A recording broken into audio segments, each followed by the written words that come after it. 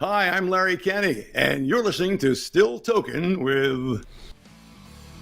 Wait a second, who was that? That was Larry Kenney, tonight's most awesome guest. And if you don't know Larry Kenney, you do. Because who doesn't know Thundercats, hoo, or however it goes. Okay, so we talked to Larry Kenney. He's been on radio, TV, beyond, tons of stuff. And, not only Lionel, but, other classic characters as well. But we dive into all of that coming at you right now. The Dorkening and all affiliated shows are not intended for anyone under the age of 18. The following may contain discussions or scenes that have adult situations, graphic violence, nudity, strong sexual content, and graphic language. This show is intended for mature audiences only. Viewer discretion is advised.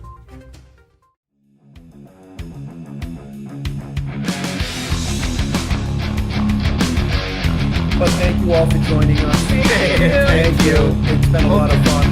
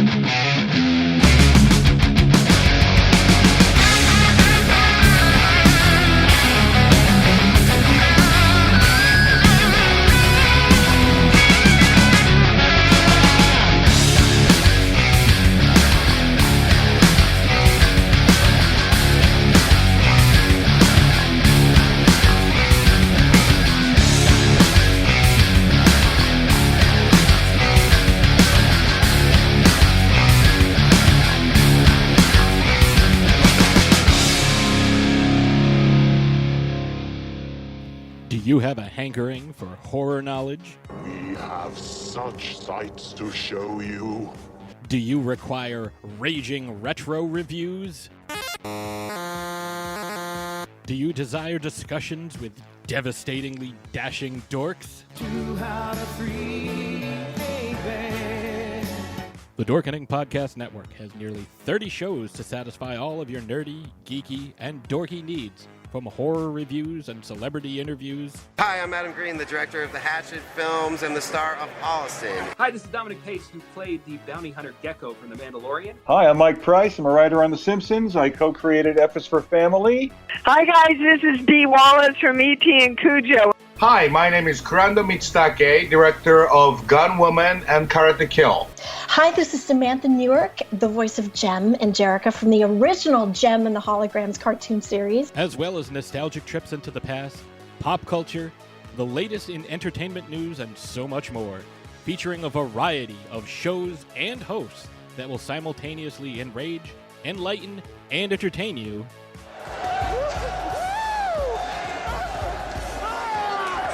Check out the Dorkening Podcast Network. My mom says I'm cool.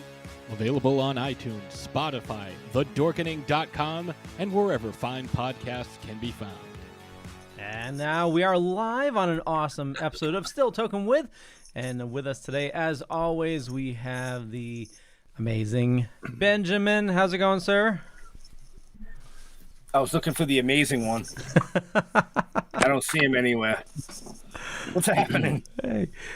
And the equally amazing Jeffrey.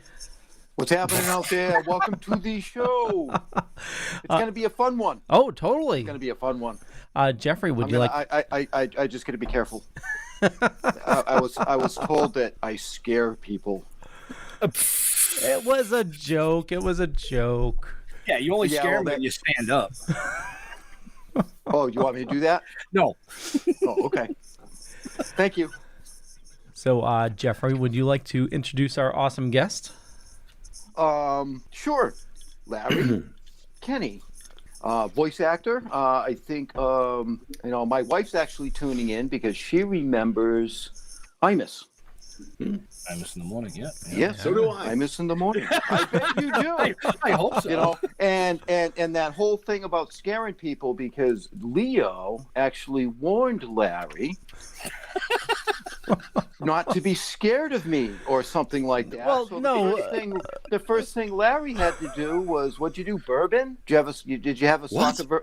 Did you have a soccer? My sponsor might be listening. Your sponsor? I think what I said was, don't scare him away because we'd love to have him on our other show as well. Oh, well, that's okay then, because listen. I'm not on that other show. Listen, I was with Imus for 35 years. Nobody scares me. There you go. There you go. Oh, wow. Hey, we got Jabo says, love Larry. He is one and only Lino, Lord of the Thundercats. Well, actually, that's not true. No. There are two other Lionos, too, you know. Will Friedel, and from the Warner Brothers 2011 reincarnation, and whoever's doing Liono on the current one, Thundercats Roar. I don't know who that is. But I was the first, yes. Yes. Well, that's why he said you were the one and only. You see? In his eyes. Oh, well, thank you. Thank you. Right. But before we get all into the Lino and all these other great characters that you voiced, I want to take it all the way back. All the way back. As far back as we can possibly. Leo. Screen. Well, you were talking there. Well, yeah, Can I quickly say hi to one of my Facebook friends I just saw is on Jabo McNeil. Hey, Jabo. Hey, Jabo. Hi, Jabo. Welcome. Enjoy the show. Make sure you like and subscribe to the page because. Yeah. Yeah, we see Jabo at all the cons as well. He's an awesome dude. Oh, good. Yeah. Good. Okay. Nice. But yeah, like I said, Jeff mentioned Imus, and which we want to get into, but I want to take it all the way back to when you first started. You were 15 years old. Is that correct? Yeah. Yes. 28 years ago. That's right. I thought it was 26 years ago. So, geez, I mean, I don't know where my head was at. I was a couple of decades to that. Larry, don't worry. I'll give you his address. I was. It was about 2 weeks before my 16th birthday, so I was 15 when I got my first paid radio job, which was 90 cents an hour, and I did 2 hours a week for the first few months. So I made $1.80 an hour. I mean, a week. But no, wait a minute. Actually, you know what? They paid me 90 cents an hour, and it was a 2-hour show. But I made, I think, $4 a week because they paid me for preparation time for the show. Nice. So, I was doing pretty well. But it was in Peoria. I'm from Pekin, Illinois, which is right in the middle of the state, right across the river from Peoria, Illinois, where the radio station was. And I had been I'd been taking a radio class in high school, which was very rare back then. We had our own studio, did a 10-minute show every day over the phone lines on a local radio station.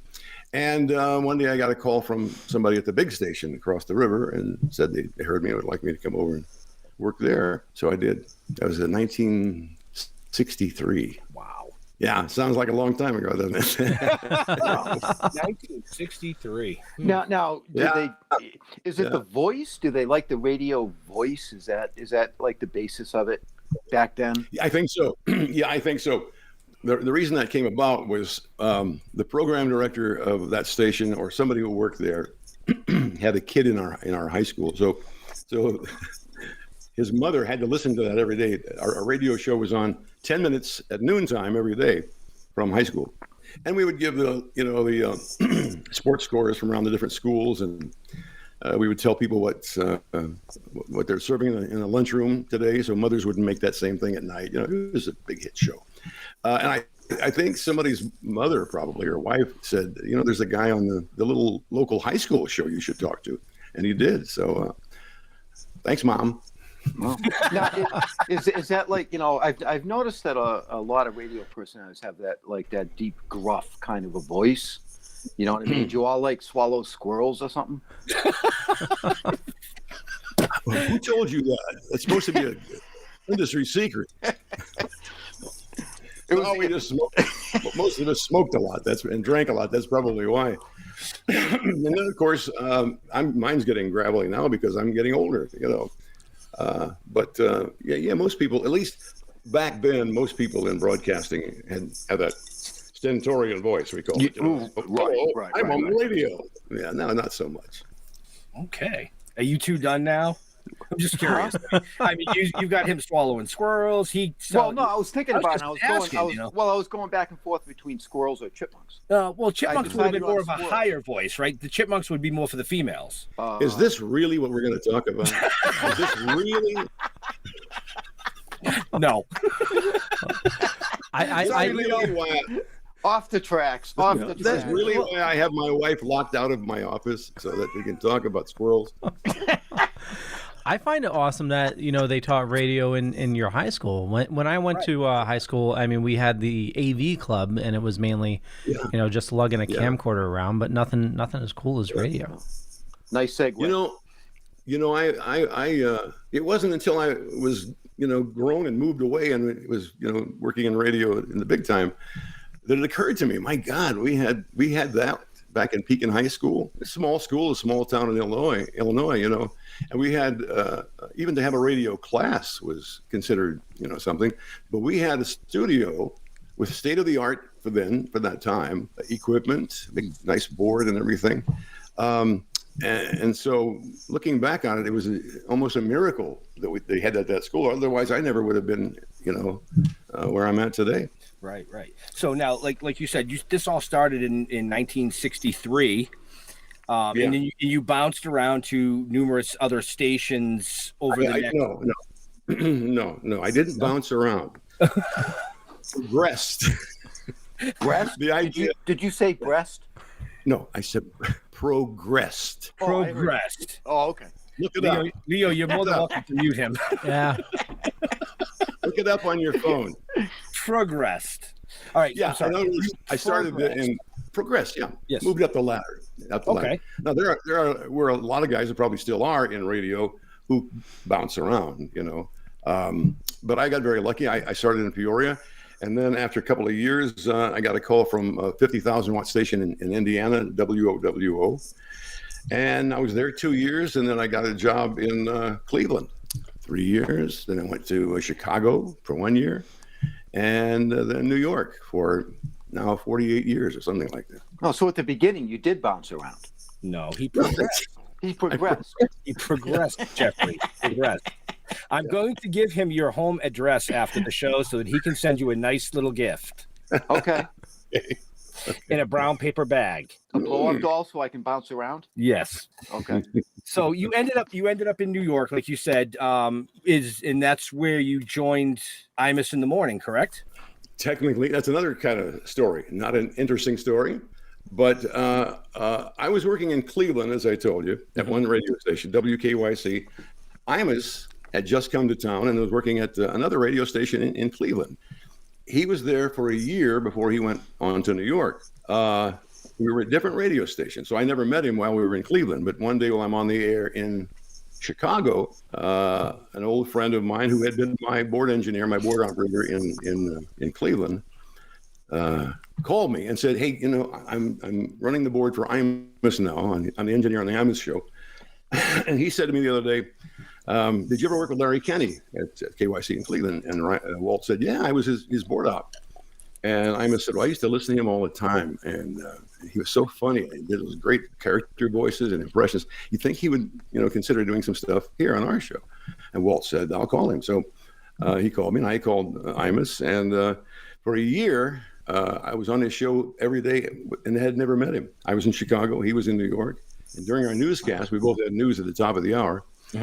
He would call me, and he would say, "Today, let's do you be Nixon, and let's talk about Watergate, whatever." And we would ad lib for a couple, 3 minutes, and did that for a whole year.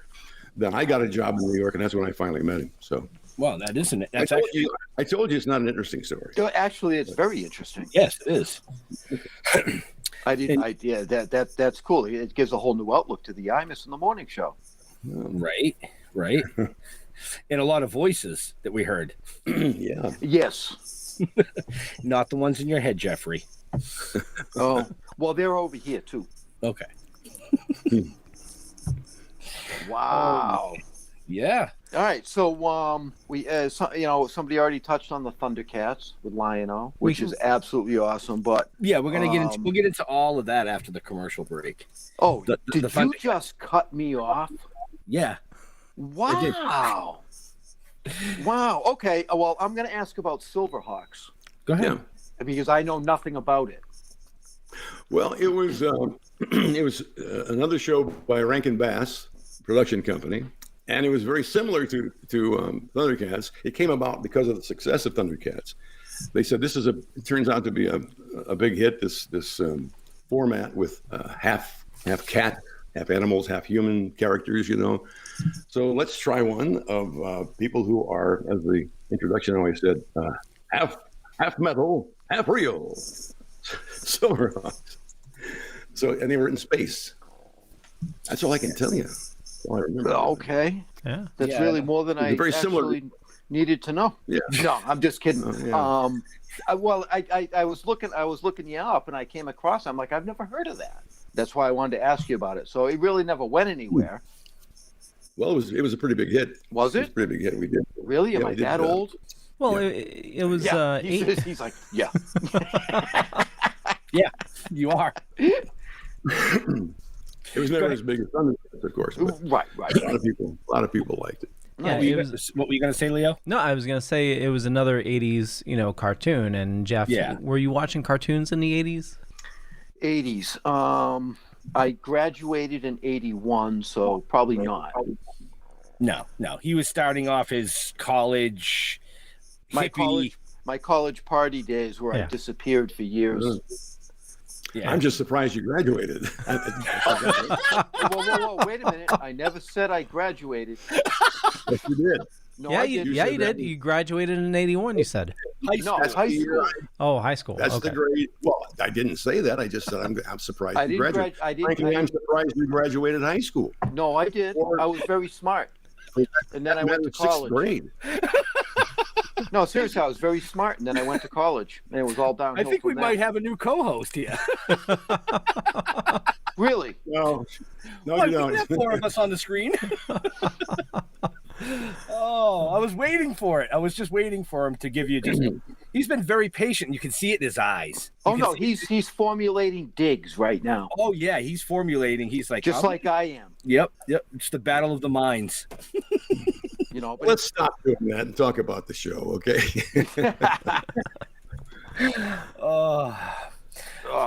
Go ahead. I know you got more questions, Jeff. Well, no, because you wanted to wait for some of it until after the commercial break. So, okay. I will honor that. Yeah, because, a lot of people love Thundercats, and I'm sure we'll spend a lot of time on that. And I, for one, I remember watching it, rushing home and watching it after school, like the reruns and stuff, and Saturday morning cartoons. So, yeah, Thundercats was definitely my jam. Oh, yeah, definitely. Most definitely. When I saw the opportunity to have Larry on, and I said, wait a minute, you mean the voice of Lion-O? Really? Leo, I promise we won't scare him off the show. Can you get him for us? And now Larry's sitting there going, really? Why did I agree to this? Well, you did other impressions too, like Nixon and, when you were on the Imus show. You know what I mean? Yeah. You want to throw a few out? Well, let's see, guys, it's been so long ago. I did, as regular characters on the show, I did Nixon, Kissinger. Your young viewers won't even know who these people are. Walter Cronkite. We had Walter on the show a couple of times, and one time he was sitting right next to me, and he had written a book about his life, and the book started out, my father was a dentist. I think that's how it started out. So we go on the air, and Imus, he always would start an interview with, why did you start the book that way, or some sort of a comment about the first line of the book. So the director says, 3, 2, 1, you're on. And Imus says, Mr. Cronkite, how are your teeth? Walter looks at me and he goes, My feet. What? How are my feet? I said, no. He asked, how are your teeth? Because your father was, oh, my teeth. Oh, my teeth are fine. I thought you asked about my feet.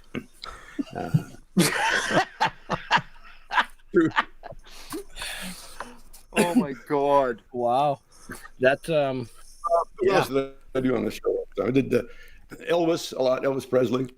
Geez, these people are all long dead. I remember them all. People like whoever popped up in the movie. Well, you're old enough. I mean, young people, they don't know who those people were. So I did people like that. Politicians. I can't even remember all of them now, but it was a lot. Yeah. Wow. What was your favorite to do? I always liked doing Nixon. In fact, we got to the point where he was using a show opener that I did. He had a jingle, Imus in the morning. So whenever I'd come on as Nixon, I'd go, how you doing? Imus in the morning. Oh, that's awesome. That is awesome. So that was cool. I hear you do a really good John Wayne. Well, I used to a long time ago, Pilgrim, but I don't anymore because, again, nobody knows who John Wayne was. I do. I do too. Yeah, I remember John Wayne. Yeah, I'm not that young. My John Wayne was never that great. It's just a fun one to do. I had. I remember a time. You ever heard of a guy named John Byner, a comedian named John Byner? He was very big back in the '60s and early '70s, and I saw him on Ed Sullivan one time. He did impressions too. He did really great impressions. And he said on the show, Johnny Carson asked him about his impressions. He said, do you do John Wayne? And Byner said, no, but I'll tell you what, I had a priest in school, and this guy sounded just like John Wayne. Didn't look like him or anything, but he sounded just like John Wayne. Oh, and he walked like John Wayne. So I'm gonna get up and show you. He says, so every Sunday the guy would walk into church like this.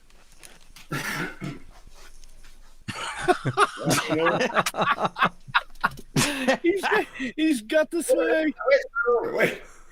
Well, Dominus vobiscum, partner. Hail Mary, full of grace. Wow, that's awesome. Oh yeah, I am. Yeah, I hope it was true. That's great. That's great. That was awesome. So from there, you actually ended up hosting a TV show, if I'm not mistaken. Yeah. I hosted a game show in New York for 3 years back in the late '70s. Did it have to do with balls? Yep. It had to do with balls. Yes. Yeah. Well, almost everything I do pretty much had to do with balls.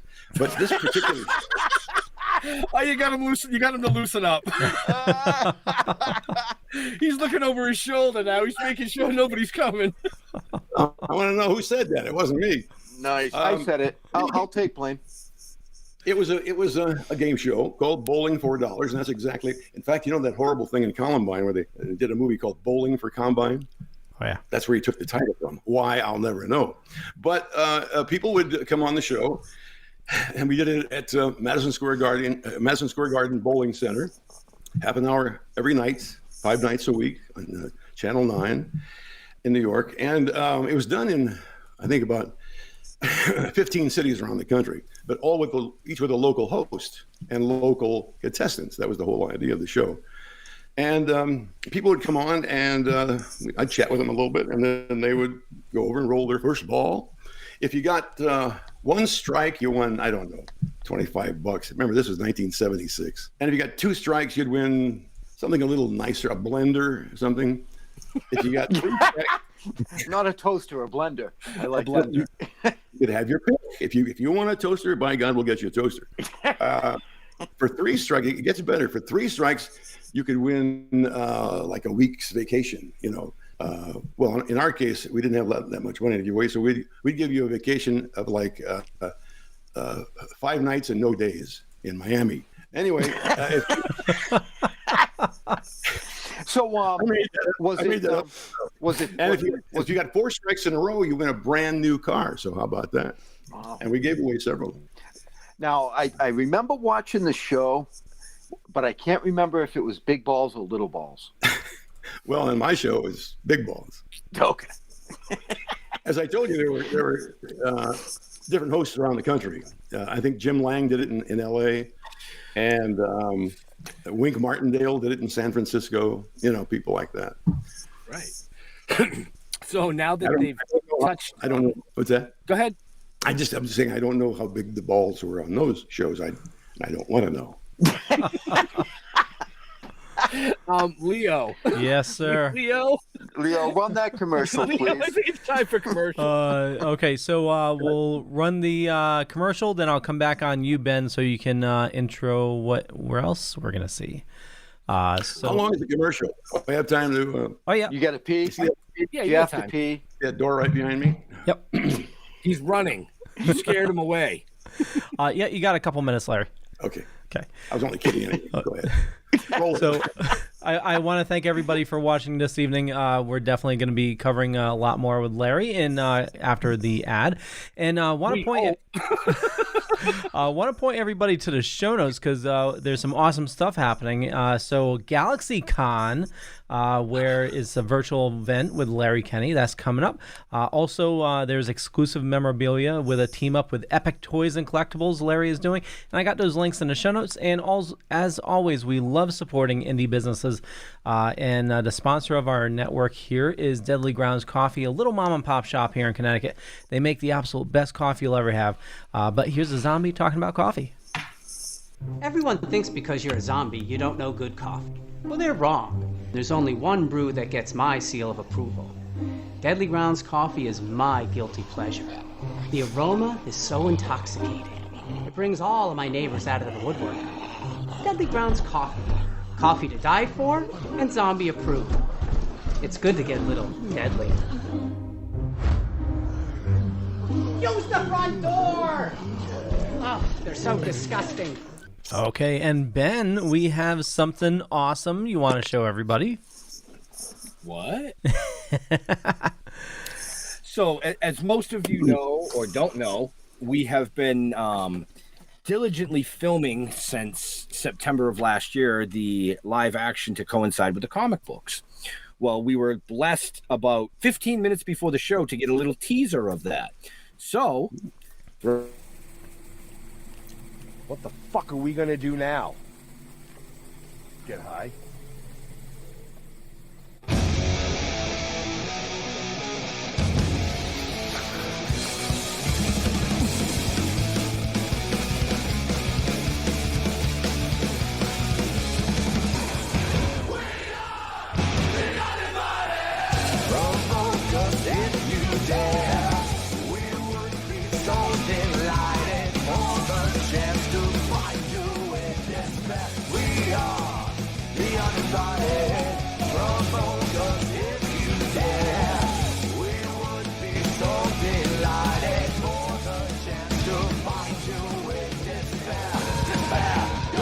It was more fun that way. Jeff, it looks like you got hurt with that shelving that dropped. Good stuff. Good stuff. I like it. It was fun. It's been really, really fun. We've had the pleasure of just for Larry here, because most of the people watching know, or the people that know us, to work with Bill Diamond from Diamond Productions. Bill was involved with the Henson family for a long time, Gremlins, Muppets, Sesame Street, Dark Crystal, plus numerous commercials. And if you're a New York gentleman, you must know the Yes Network, and he does a lot for the Yes Network. Oh, great. Go Yankees. He just won his third Emmy for Buzz in the Bronx. Go Yankees. Yep, that's our... Yeah. And he won an Emmy for what? Buzz in the Bronx. Fantastic. Yeah. Way to go. So that's who those we're are funny with. spots. Those are very funny spots. Yeah. I like the first one at the beginning too, with the vampire type guy, not vampire, the Dracula sort of guy. I have a Dracula sort of guy, in my history too. Count Chocula. You do Count Chocula. So how is it like? How is it playing that? I mean, it's a great cereal. I mean, come on. You don't eat that crap, do you? Not anymore. No, I was used to. I was more of a Booberry, to be honest. Blueberry, yeah.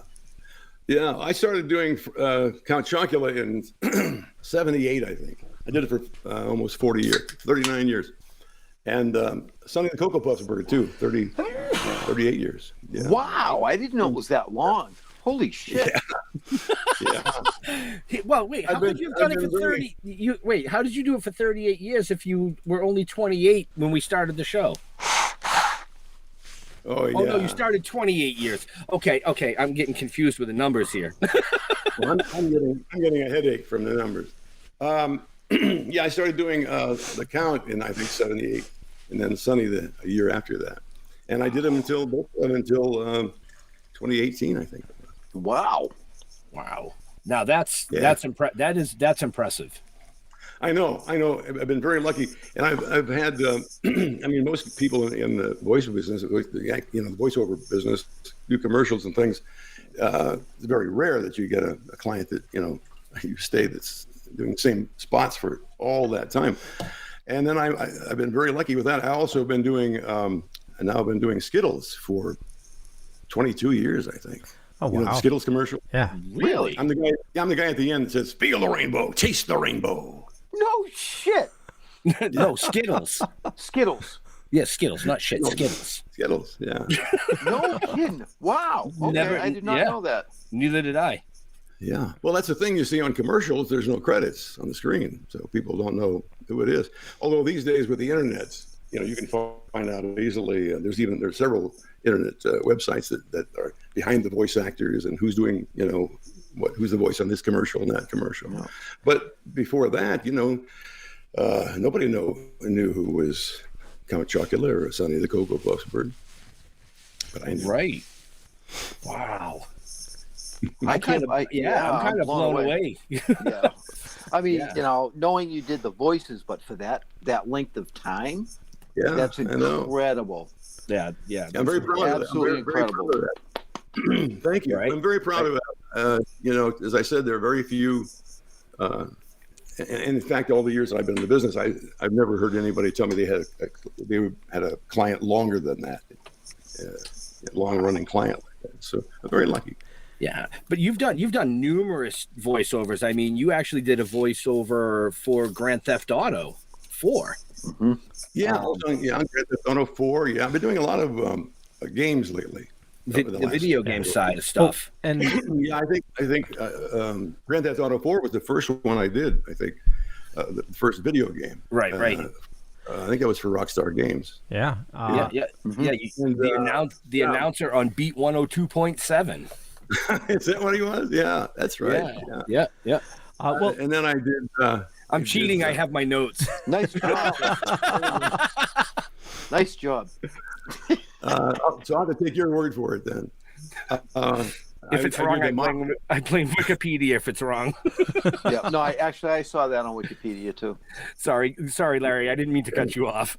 No, that's okay. I'm just trying to remember what I did next. Mafia 2 I was on. Yep. Mm-hmm. Alan Wake was another one, a detective thing. Yeah. And most recently, Red Dead Redemption 2. Yeah, that's huge. That's amazing. I play an old fart called JB Cripps on that one. That game is friggin' phenomenal. Oh, yeah. She claimed to be royalty, but she had a head the size of a goddamn pumpkin.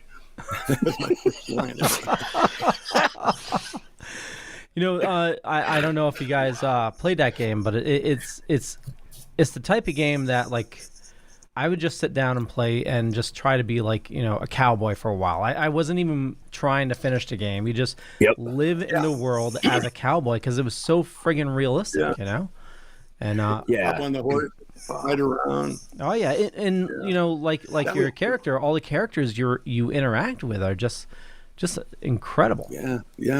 Well, that was the first on camera video game that I had done, and it was the most fascinating thing in all my. I've been in the business for 60-some years, and it was so new, so different.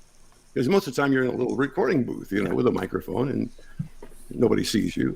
But I'm sure you guys are familiar with how they record these things now in a big airplane hangar with thousands of cameras all on the walls and the ceilings, and you before you go on the set, they put you in a like a latex full body suit with little patches on it that are connectors that allow the computer cameras to see how you're moving. You know what I'm saying? It's crazy. Yeah. And then you had a helmet on with a metal rod that came out like this and then down like this with a light shining right in your eyes and the microphone. You had gloves on, big heavy boots, and you had to act in that getup.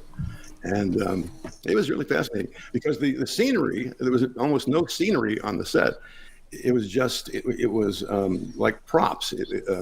For example, on one episode, I got on a horse and galloped off. It was a 50-gallon drum, an oil barrel, and with a tail on it, and they put a saddle on. So when it came time to jump on my horse, I jumped on my barrel. But I rolled away. So you ride barrels and you wear latex. Yeah, I hadn't thought of it before, but yeah. Sorry, I had to throw that out there. I hadn't thought of that.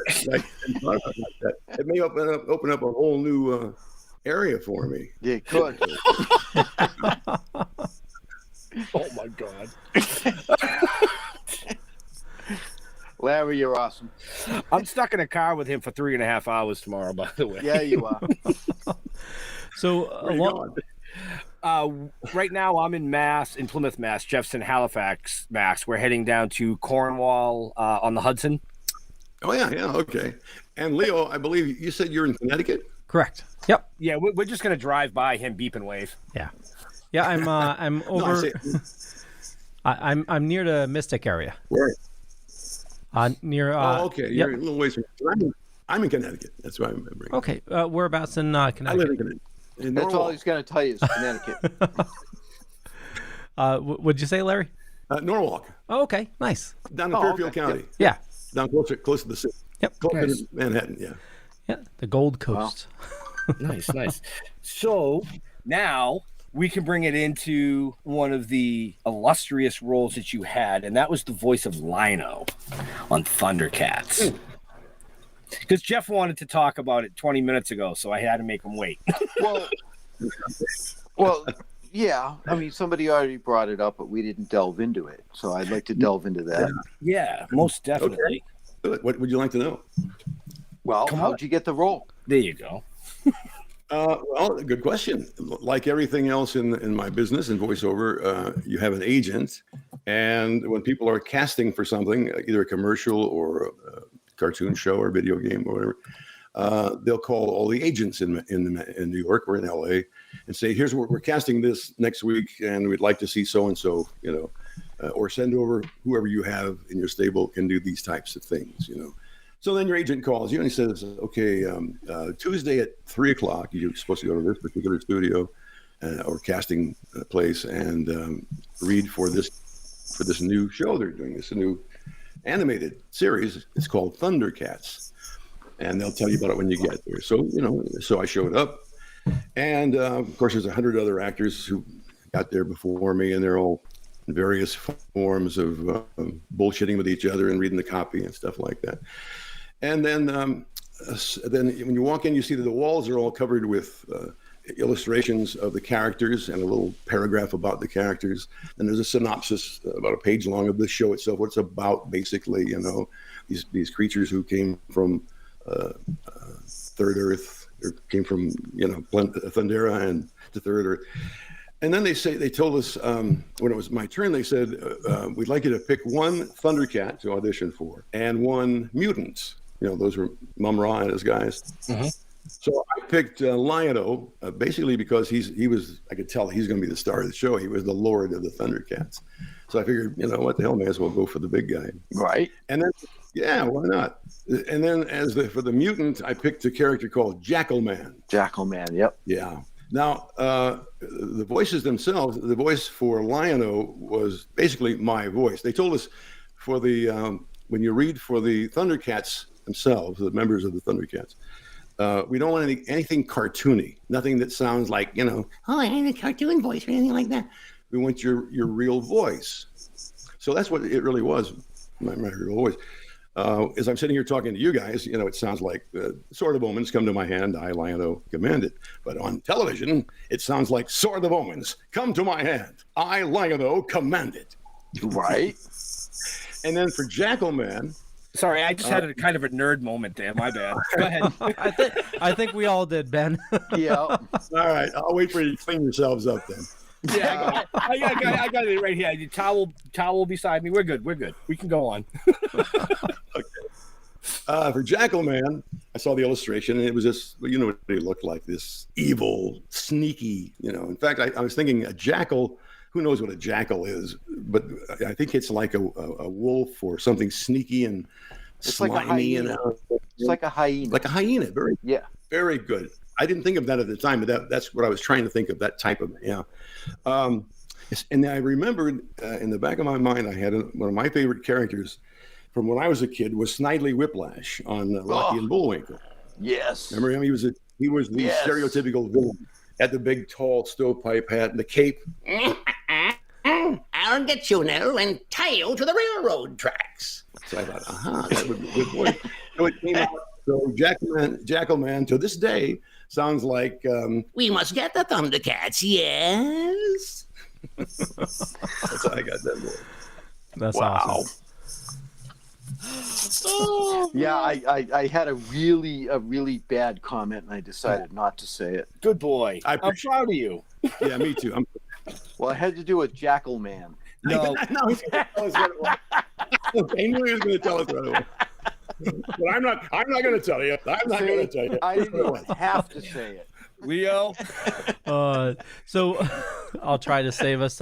Sticking on the Thundercats, doing the research for this, and I try to read up on different things that happen.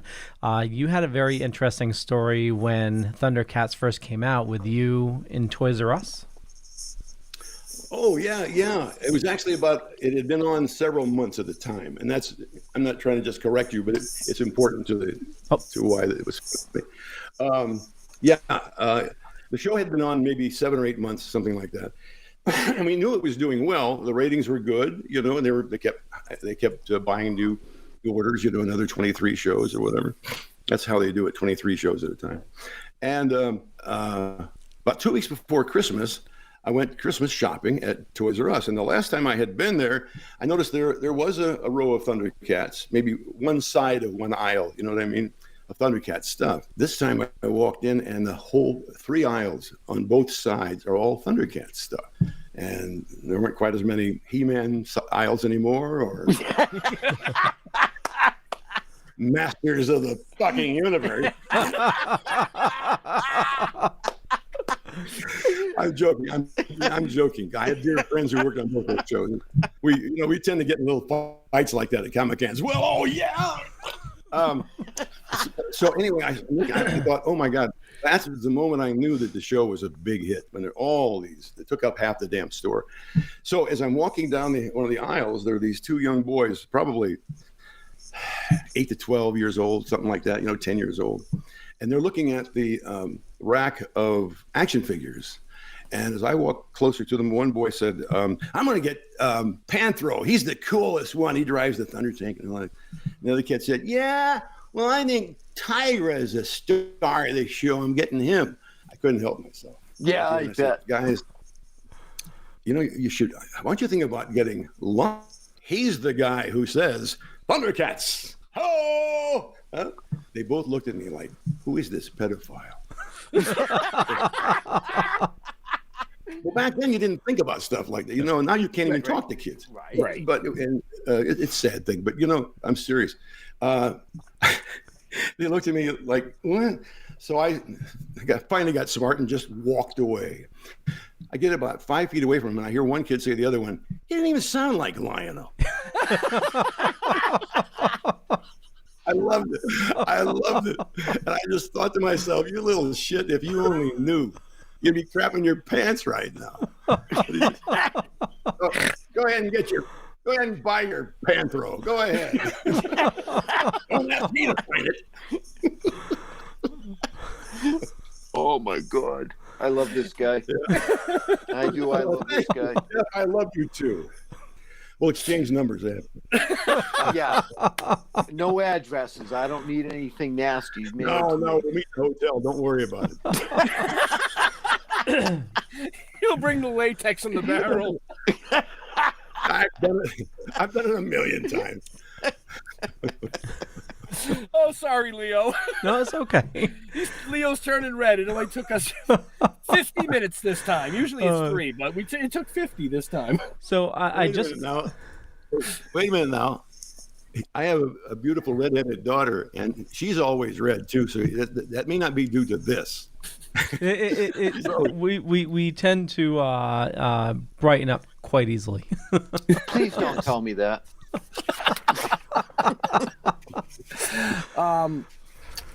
Speaking of your daughter, I noticed on your forte here that you did a voiceover for the state, which featured your daughter. No, but not the daughter I was talking about. She's not redheaded, but Carrie Kenney's children, yeah.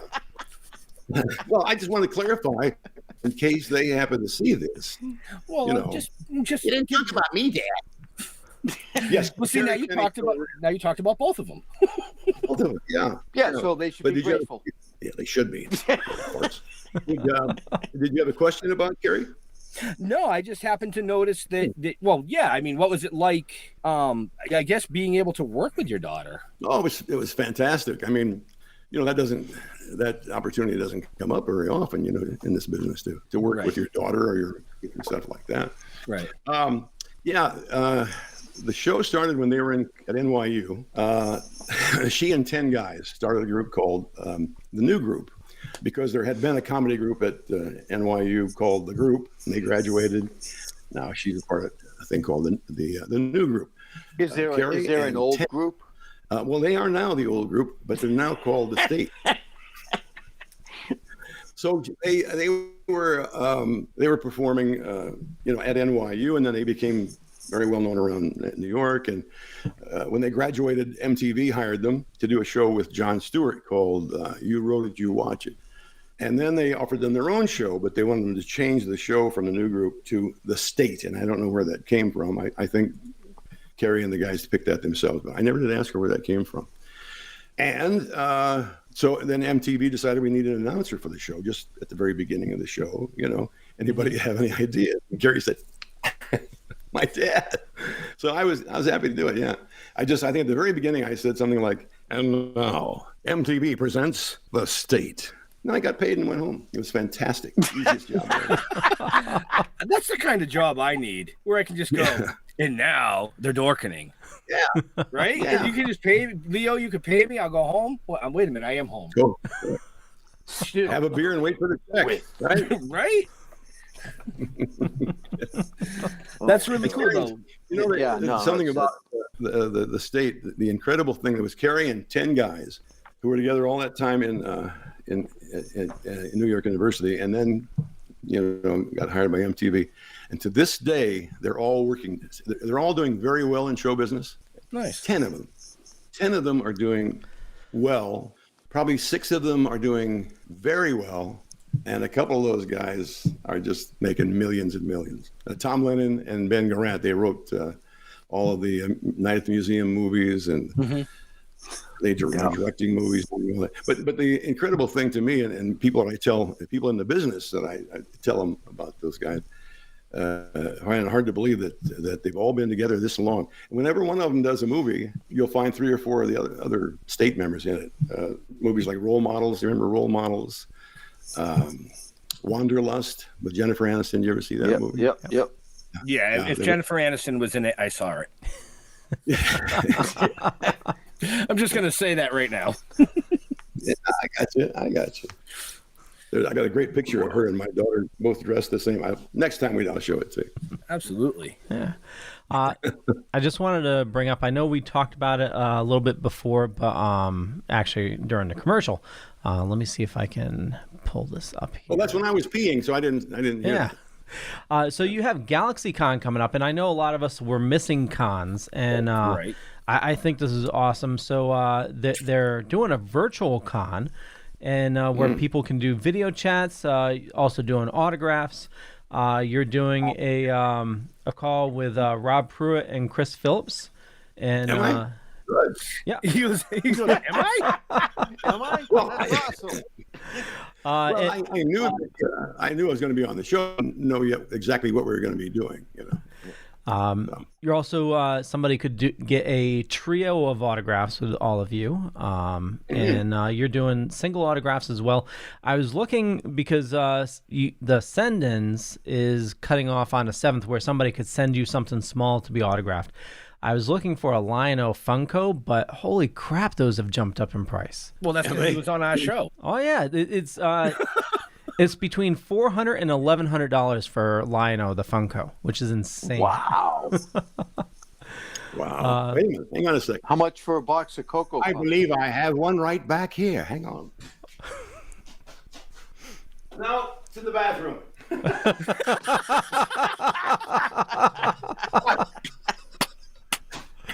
Let me see if it's clean.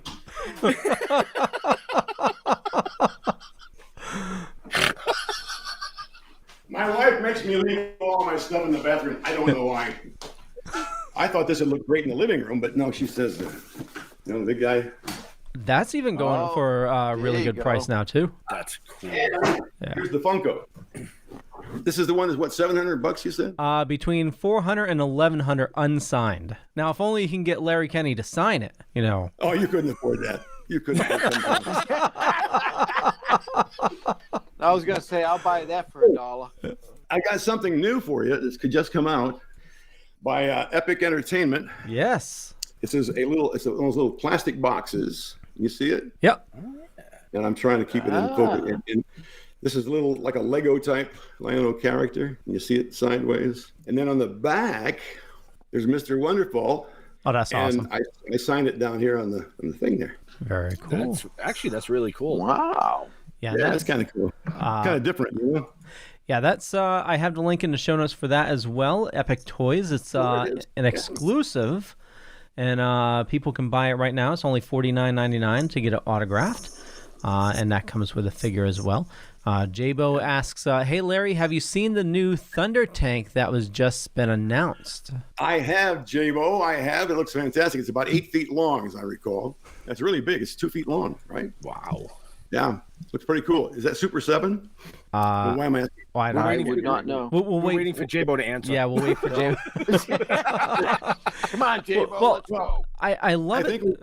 I think we should wait because it appears that Jabo is our only viewer. No, we've got There's a whole bunch of viewers. Oh, actually. yeah. Yes, people being He's quiet. the only one who's commenting. Yeah. Oh no, there's a lot of comments. Are they all good? They've been coming in. Kelly says, oh, Carol, hello. Carol, Kelly says hello. Jabo says Super 7 did this, and he said yes, it is. It's the large one. They've got a lot of new Thundercats stuff coming out, I guess. Silverhawks too, I think.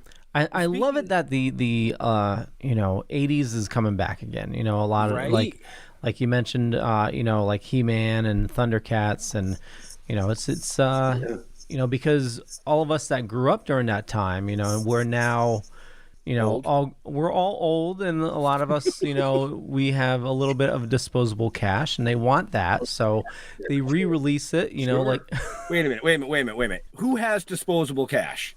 Well, I mean, no.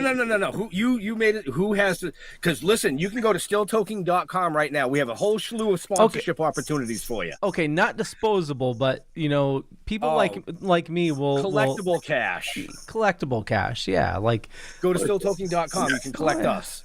Like I just, I'm just kidding. You have to put a little something aside for the collectibles. Yeah, for a Comic-Con or something, right? Oh yeah. In your budget. Totally. And when Jabo says the Thunder Tank is 2.5 feet long. 2.5 feet long. It's 1.5 feet wide. Yeah. Wow. Thanks, Jabo. Shit. If I do this, I'm waiting for somebody because on the screen it'll say so and so says hello. Yep. So I'm doing it. It's the least I can do. And just want a little. Paul Lind, I forgot. Paul Lind, I used to do him too. At least I can do. Paul, you know why? You know why cowboys wear leather chaps? Because taffeta wrinkles. God. I just want to give a little tip for people that order the collectibles, like the Lino figure. You order it, and when it comes in, you tell your wife you pre-ordered it. You forgot all about it, so that she doesn't get mad. Leo, you just gave yourself away. Well, because you know your mom watches the show, and your mom talks to your wife. Yeah. You just well, no, it's the truth, because I pre-ordered my stuff. Like I pre-ordered. Yeah, some, you pre-order it and wait for it to come in because you couldn't buy it at the store. Oh yeah, exactly. It's not a pre-order. That's an order. If you two don't knock it up, I'm going to turn this car around and go home. Nobody will go to do Walter Magnuson is asking, hi, Larry. What was it like working for the legendary Don Imus? I loved your Andy Rooney on the show. Oh, thank you very much. Did you ever notice how... Thank you very much. What was his name? Walter Magnuson. Walter, thank you so much. Yeah, I love doing Andy Rooney on Imus. And one day I was walking 6th Avenue, I think, 44th Street, heading for NBC, and I saw him get out of a cab. And I had heard from friends at CBS that he had heard me doing him on Imus and thought it was okay. Well, for Andy Rooney, that's a rave review, So I saw him getting out of the cab, and I was just about to say, Mr. Rooney, I'm the guy who does, but you don't do that kind of stuff. So I just thought I'd be very general about it, and I said, Mr. Rooney, I really admire your work. And he goes, oh, do you? And walked through the door. Oh, do you?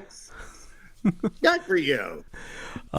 T. Ferrelli McNeil says, I know that trick. My husband, J-Bo, tries that all the time.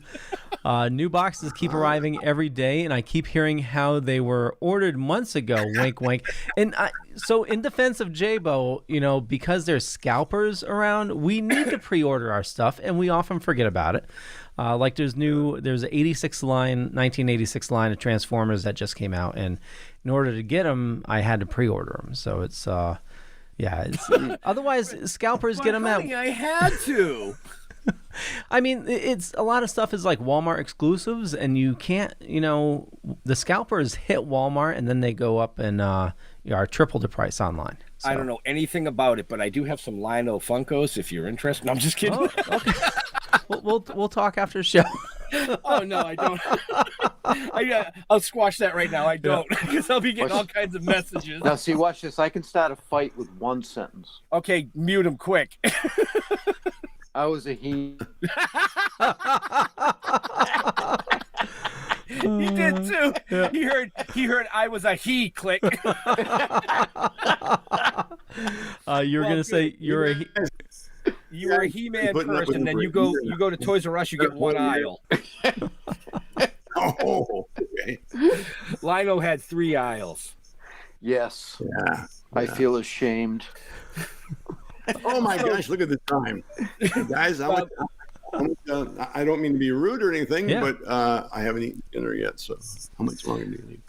Actually, my dinner's almost done too. We just 2 minutes. One more thing to touch on, and then you can run. I promise.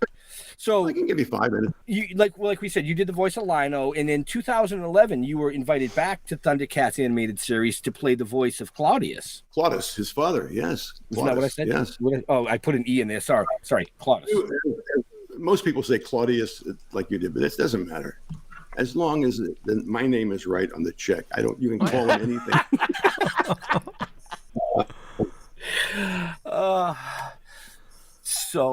Yeah, what? 2011, Warner Brothers released a new incarnation of Thundercats, on which, and it was a prequel to the original series. So I played Claudius the first 3 episodes, and that's when Claudius had gotten old and knew he was about to die, and in fact dies in the last episode. So I thought it was really cool that Warner Brothers, you know, would have me, you know, present the old cast and the original people involved with the show. I think that was a really nice homage to the fans too. Yeah. You know, to the fans of the original shows. Kind of a nice gesture to have. When we were in San Francisco Comic-Con in 2011, nobody had seen the new one yet, so they showed episode 1 in this auditorium of about 4,000 people, and again, seeing, you know, the new thing. And we were backstage, we being Will Friedle and oh gosh, the other members of the cast and some of the producers, the Warner Brothers people were there. And from backstage, you know, you could hear something was going on, and it's very loud. You couldn't understand what was being said or anything. You know what I mean? And at one point, this enormous roar came from the crowd, and everybody went, "Whoa!" And one of the guys from Warner Brothers came over and said, "They just heard you doing the Thundercats Ho," and they went crazy. Oh, wow. And I actually got a little tear in my eye. I thought, that's, you know, how nice is that? You know, that was a nice thing. Right. Well, I'm just even thinking about it now, and now it's still. I'm all right. Okay. You guys are so easy. Larry. Oh, go ahead. She says I lost weight. I have lost weight. I've lost almost 50 pounds. Thank you. Wow! Congratulations. Show that picture of me again. That picture. Wow. Yeah. That picture you showed earlier. Yep. That was about 50 pounds ago. Yeah. Thank you very much. I think her name's pronounced Ty. Oh, look at that! What a beast. Larry, we will let you go eat because I want to go eat too. Well, you're going to let Leo take us out of the show. Okay. But I do want to say thank you so much for coming on with us. You were a true inspiration for a lot of children growing up over the years with the voices in the acting that you've done. Including me. Yes, yeah. So aren't you then? Well, I know. Thank you. That means a lot to me. It really does when people come in. Appreciate that. Oh, Billy wants to know, can you say Thundercats Ho before you leave? Sure. He looks just like the guy from the Mad Magazine, doesn't he? He does. Oh, that's a shame. That's a shame. You want to end with that? I'll go out with that. Sure. With the thunder. Everybody can say it with me. I'll do the thunder, thunder, thunder, and then we'll all do Thundercats Ho. How's it? Good? Say good. Say yes. Sounds good. Okay, here we go. Thunder, thunder, Thundercat. Oh, where were you? He froze a little bit. Yeah. it froze just as you went. I forgot about the delay. Guys, thank you very much. Thank you. Thank you. So we'll let you go, Larry. Where do you like people interacting with you on social media? Facebook. I'm on Instagram, but I don't know how to work the damn thing. Okay. I never figured out how to post things, and I'm 130 years old. So, but Facebook, I'm a faithful Facebook follower. Okay, and we have your Facebook information in the show notes, so definitely check that out. And we'll let you go, Larry. Thank you so much for your time this evening. It was a pleasure. It was a lot of fun. I hope I didn't offend you. Thank you. Oh, not at all, Jeff. I had a great time. Too bad if I did. Take care, guys. Awesome. Take care. Thank you, Larry. Okay. Bye-bye. Bye. Bye. What an awesome dude. Yeah. That was he was Holy great. Crap. Yep. So I know you guys, I know Jeff needs to go eat, but I know we brought this up before, but, we just, to support Larry, it's, I know without cons, a lot of people are, cons were a lot of business. And if you've been to cons in the area, Larry, he definitely does all the cons around here. But definitely check out the Icons of Advertising virtual con. And you can get autographs, you can get one-on-one conversations, and also the Epic Toys and Collectibles, and that I'll bring that up right here. The figure autographed by Larry as well. And those links are in the show notes. Up above or down below, depending on where you're listening or watching. Yeah. Well, I'll bring us out. So I want to thank everybody for watching. And for me, just Google Leo Pond. You find a bunch of stuff. Could be true, could be not. I'm not going to say which is which. And stay tuned at 9 o'clock. We're going to be doing another show live here on the Dorkening Podcast with Network. Who? with Han Soto, which is actually from Cobra Kai Season 3. And he is the commander of the camp that captures Kreese. And you find out how Cobra Kai actually got its name, which is that scene. Holy crap, that freaked me out. Right. Oh, yeah. Right. Hey, I wanted to make sure that the Dorkening got the proper plug on our show tonight for what they do. So for everybody that's watching us, make sure you head over to the Dorkening Podcast Network at 9 o'clock tonight. Check out the great shows. I mean, there's so many shows on that network that you should probably just tune in like at 6 a.m. and just fucking leave it on all day. Oh, there we go. Okay? Yeah. I mean, I'm just saying. Well, much appreciated. Why am I full Daddy. screen? Oh, because you're chatting. I don't know. I thought I had a booger or something.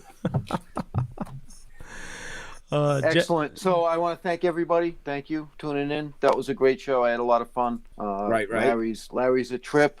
Thank you, J-Bo. He's a little fucked in the head, I think. No, he's a good guy. I had a lot of fun. I'm on Facebook. Look me up or don't. I don't care. Stilltoken.com. That's where you'll find us. Constantly updated. There's all kinds of shit on there.